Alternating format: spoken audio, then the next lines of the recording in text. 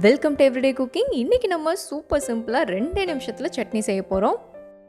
நம்மளோட இந்த குயிக் பச்சை சட்னிக்கு தேவை 1 கை புதினா, 1 கை கொத்தமல்லி இலை, ஒரு 10 முந்திரி பருப்பு, 1 பச்சை மிளகாய், ஒரு சின்ன துண்டு இஞ்சி, 1 பல் பூண்டு, 1/2 டீஸ்பூன் காஞ்ச மாங்காய் பொடி, தேவையான அளவு உப்பு, 1/2 எலுமிச்சம்பழத்தோட சாறு,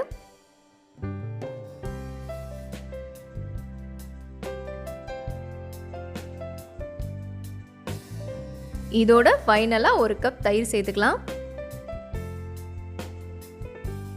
இதை இப்போ நல்லா மைய அரைச்சி எடுத்துக்கோங்க. இந்த பச்சை சட்னி ரொம்ப டேஸ்ட்டாக இருக்கும். டிஃபன் ஐட்டமை விட ஸ்நாக்ஸுக்கு ரொம்ப சூப்பராக இருக்கும்.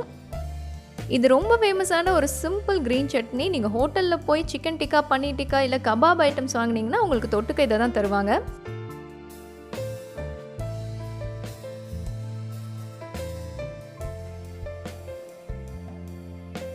திட்டு இல்லாமல் இந்த மாதிரி நல்லா மைய அரைச்சிக்கணும். அப்போ தான் சட்னி நல்லாயிருக்கும். நீங்கள் எந்த சாட் ஐட்டம் செஞ்சாலும் இந்த சட்னி ஆட் பண்ணிக்கலாம். ரொம்ப நல்லாயிருக்கும்.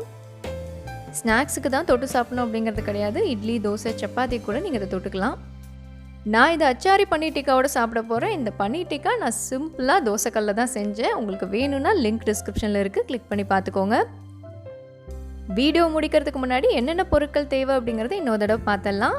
1 கை புதினா, 1 கை கொத்தமல்லி இலை, 10 முந்திரி பருப்பு, 1 சின்ன பச்சை மிளகாய், ஒரு சின்ன துண்டு இஞ்சி, 1 பல் பூண்டு, 1/2 ஸ்பூன் காஞ்ச மாங்காய் பொடி, அதாவது அமெச்சூர் பவுடர் இல்லைனா ட்ரை மேங்கோ பவுடர்னு சொல்லுவாங்க, 1 கப் தயிர், 1/2 எலுமிச்சம்பழத்தோட சாறு, தேவையான அளவு உப்பு.